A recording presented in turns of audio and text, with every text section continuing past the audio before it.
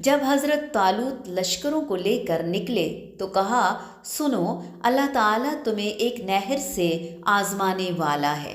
جس نے اس میں سے پانی پی لیا وہ میرا نہیں، اور جو اسے نہ چکھے وہ میرا ہے۔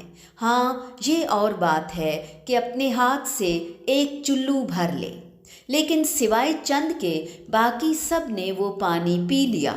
حضرت طالوت مومنین سمیت جب نہر سے گزر گئے تو وہ لوگ کہنے لگے، آج تو ہم میں طاقت نہیں کہ جالوت اور اس کے لشکروں سے لڑیں۔ لیکن اللہ تعالیٰ کی ملاقات پر یقین رکھنے والوں نے کہا، بسا اوقات چھوٹی اور تھوڑی سی جماعتیں بڑی اور بہت سی جماعتوں پر اللہ تعالیٰ کے حکم سے غلبہ پا لیتی ہیں۔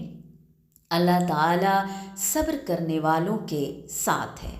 جب ان کا جالوت اور اس کے لشکر سے مقابلہ ہوا تو انہوں نے دعا مانگی، ربنا افرغ علینا صبرا وثبت اقدامنا وانصرنا علی القوم الکافرین۔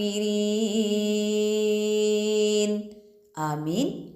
اے ہمارے پروردگار، ہمیں صبر دے، ثابت قدمی دے اور قوم کفار پر ہماری مدد فرما۔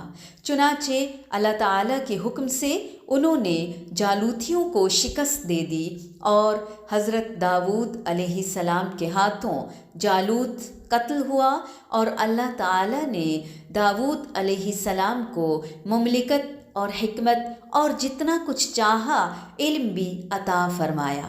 اگر اللہ تعالیٰ بعض لوگوں کو بعض سے دفع نہ کرتا تو زمین میں فساد پھیل جاتا، لیکن اللہ تعالیٰ دنیا والوں پر بڑا فضل و کرم کرنے والا ہے۔ یہ اللہ تعالیٰ کی آیات ہیں جنہیں ہم حقانیت کے ساتھ آپ پر پڑھتے ہیں۔